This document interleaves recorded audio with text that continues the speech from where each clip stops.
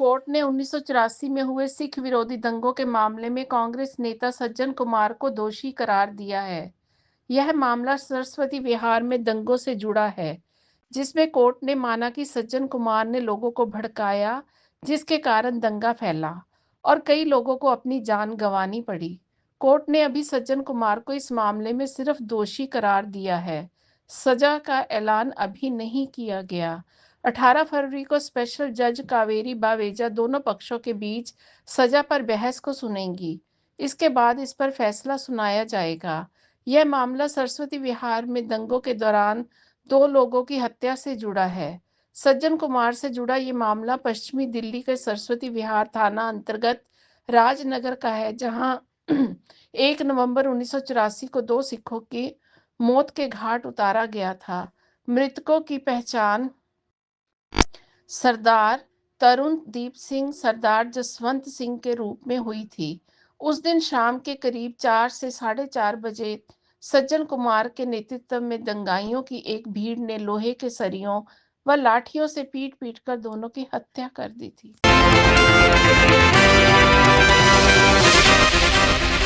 सज्जन कुमार के खिलाफ जो मर्डर ट्रायल था, 2 सिखों का कत्ल, जसवंत सिंह और उसका बेटा तरुणदीप सिंह, राजनगर एरिया सरस्वती विहार पुलिस थाने में, और उस केस में आज सज्जन कुमार को सजा हुई है। उसको दोषी करार दिया गया है और कोर्ट ने गवाहियों के बाद, पूरी बहस सुनने के बाद आज सज्जन कुमार को कन्विक्ट किया है, दोषी ठहराया है। पहले ऑलरेडी सज्जन कुमार एक दिल्ली कैंट के केस में, जो दिल्ली हाई कोर्ट ने उसको उम्र कैद की सज़ा दी है, सारी उम्र टिल डेथ, उसमें वो जेल में है। पिछले 6 साल से वो जेल में है। आज जेल में से उसको प्रोड्यूस किया गया और आज ये कोर्ट ने उसको कन्विक्शन किया है और उस जो सज़ा सुनानी है वो सज़ा सुनाने के लिए 18 तारीख, ये मंगलवार, यही मंगलवार को 18 फरवरी को रखा हुआ है। और ये कत्ल के केस की जो सज़ा होती है वो उम्र कैद तो कम से कम होती है और मौत भी हो सकती है, फांसी भी हो सकती है। और ये 18 तारीख को ये तय होगा। मगर आज जो हुआ है ये बहुत बड़ी जीत है और इसमें मनीष रावत जो पब्लिक प्रोसिक्यूटर थे और जगदीश कुमार जो आईओ थे, उनका बहुत बड़ा रोल है और उन्होंने बहुत अच्छी तरह इस केस को हैंडल किया। और मेरे 2 साथी गुरबख्श सिंह जी और कामना वोरा, और इन्होंने भी बहुत इस केस में कंट्रीब्यूशन है और बहुत अच्छी तरह हैंडल किया और इनका सबका ही मैं बहुत बहुत धन्यवादी हूँ। सर, ये केस एक तरह से ठंडे बस्ते में चला गया था। रंगनाथ मिश्रा कमेटी की रिपोर्ट के आधार पे बाहर आया था। ये जो केस है, ये केस को बंद कर दिया था दिल्ली पुलिस ने। उसके बाद जो SIT बनाई, ये जब ये बीजेपी की सरकार मोदी सरकार आई तो 2015 में SIT बनाई गई और SIT ने इस केस को रीओपन किया, खोला और इसको इन्वेस्टिगेट किया। और इसमें जो वो बुजुर्ग औरत है वो उनको जो बहुत ज़्यादा उनको भी तकलीफ़ हुई है, वो उनका नाम नहीं लेना चाहते क्योंकि कोर्ट ने उनको प्रोटेक्शन दी हुई है, तो उनको भी बहुत उनको भी हैरास किया गया और बड़ी मुश्किल से उन्होंने जो ये केस को लाइव रखा है और आके कोर्ट में बयान किया है। और बहुत बहादुरी से उन्होंने और उनकी बेटी ने, दोनों ने बहुत बहादुरी से आके बयान दिए हैं। सर, 18 तारीख को क्या बहस होगी या फिर 18 तारीख को सज़ा सुनाई जाएगी और जो बहस होगी उस दिन सज़ा सुनाने पे, सज़ा जो हम मांगेंगे और जो प्रोसिक्यूशन को भी हम कहेंगे PP साहब को कि मौत की सज़ा मांगी जाए। मगर ये कोर्ट के ऊपर डिपेंड करता है, या मौत या उम्र कैद। मगर जैसे पहले भी इसको सज़ा है जो उम्र कैद थ्रू आउट लाइफ, वो वाला। और आज जो कोर्ट में पेश हुआ, आपने सामने हालत देखी होगी उसकी, और ये भी कोई जो हालत है वो भी कोई फांसी से सज़ा कम नहीं है।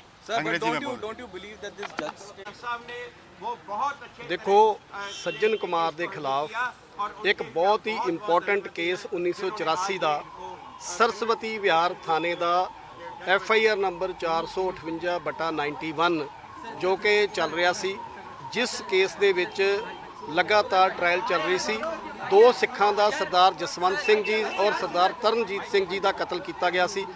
ਜਿਸ ਮੌਬ ਨੂੰ ਸੱਜਣ ਕੁਮਾਰ ਲੀਡ ਕਰ ਰਿਹਾ ਸੀ, ਇਹ ਕੇਸ ਕਲੋਜ਼ ਕਰ ਦਿੱਤਾ ਗਿਆ ਸੀ। SIT ਨੇ ਇਸ ਨੂੰ ਦੁਬਾਰਾ ਰੀਇਨਵੈਸਟੀਗੇਟ ਕੀਤਾ। ਰੀਇਨਵੈਸਟੀਗੇਟ ਕਰਨ ਤੋਂ ਬਾਅਦ ਇਹ ਜੋ ਗਵਾਹ ਸੀ, ਜੋ ਜਸਵੰਤ ਸਿੰਘ ਜੀ ਦੇ ਉਹਨਾਂ ਦੀ ਵਾਈਫ ਔਰ ਉਹਨਾਂ ਦੀ ਬੇਟੀ, ਉਹ ਬਿਲਕੁਲ ਗਵਾਹੀ ਦੇਣ ਨੂੰ ਤਿਆਰ ਨਹੀਂ ਸੀ। ਇੰਨੇ ਡਰੇ ਹੋਏ ਸੀ, ਘਬਰਾਏ ਹੋਏ ਸੀ, ਕਿਉਂਕਿ ਲੰਬਾ ਸਮਾਂ ਹੋ ਗਿਆ ਸੀ ਕਾਂਗਰਸ ਦੀ ਸਰਕਾਰ ਸੀ, ਗਵਾਹਾਂ ਨੂੰ ਡਰਾਇਆ ਧਮਕਾਇਆ ਸੀ ਉਹਨਾਂ ਨੇ। ਦਿੱਲੀ ਸਿੱਖ ਗੁਰਦੁਆਰਾ ਪ੍ਰਬੰਧਕ ਕਮੇਟੀ ਵੱਲੋਂ ਅਸੀਂ ਉਹਨਾਂ ਨੂੰ ਪਰਸਿਊ ਕੀਤਾ। ਪਰਸਿਊ ਕਰਨ ਤੋਂ ਬਾਅਦ ਉਹਨਾਂ ਨੂੰ ਜਦੋਂ ਜਿਸ ਵੇਲੇ ਅਸੀਂ ਗਵਾਹੀ ਦੇ ਲਈ ਲੈ ਕੇ ਆਏ, ਉਹਨਾਂ ਨੇ ਬੜੇ ਦਲੇਰਾਨਾ ਤਰੀਕੇ ਦੇ ਨਾਲ ਜੋ ਸੱਚ ਸੀ, ਜੋ ਵਾਕਿਆ ਸੀ, ਜੋ ਉਹਨਾਂ ਨੇ ਦੇਖਿਆ ਸੀ, ਉਹਨਾਂ ਨੇ ਜੱਜ ਸਾਹਿਬ ਦੇ ਸਾਹਮਣੇ ਬਿਆਨ ਕੀਤਾ। ਸਾਰੀਆਂ ਗਵਾਹੀਆਂ ਟਰਾਇਲ ਤੋਂ ਬਾਅਦ ਅੱਜ ਜੱਜ ਸਾਹਿਬ ਨੇ ਸੱਜਣ ਕੁਮਾਰ ਨੂੰ ਕਨਵਿਕਟ ਕੀਤਾ ਹੈ। 18 ਤਰੀਕ ਨੂੰ ਉਹਨੂੰ ਸਜ਼ਾ ਸੁਣਾਈ ਜਾਣੀ ਹੈ। ਇਹ ਜਿਹੜੀ FIR ਸੀ, ਇਹਦੇ 'ਚ 147, 148, 149 IPC ਦੇ ਤਹਿਤ ਅੰਡਰ ਸੈਕਸ਼ਨ 302, 308, 329, 323, 395, 397, 427 ਤੇ 336, 440 ਧਾਰਾਵਾਂ ਦੇ ਤਹਿਤ ਮੁਕੱਦਮਾ ਦਰਜ ਸੀ। ਅਸੀਂ ਹੁਣ ਜਿੱਥੇ ਜੱਜ ਸਾਹਿਬ ਦਾ ਧੰਨਵਾਦ ਕਰਦੇ ਹਾਂ, ਜਿਹੜੇ PP ਹੈ ਉਹਨਾਂ ਦਾ ਧੰਨਵਾਦ ਕਰਦੇ, ਜਗਦੀਸ਼ ਜੀ ਦਾ, ਜਿਨ੍ਹਾਂ ਨੇ ਬਹੁਤ ਸ਼ਿੱਦਤ ਦੇ ਨਾਲ ਇਸ ਕੇਸ ਦੀ ਪੈਰਵਾਈ ਕੀਤੀ, ਉਹਨਾਂ ਦਾ ਵੀ ਧੰਨਵਾਦ ਕਰਦੇ ਹਾਂ।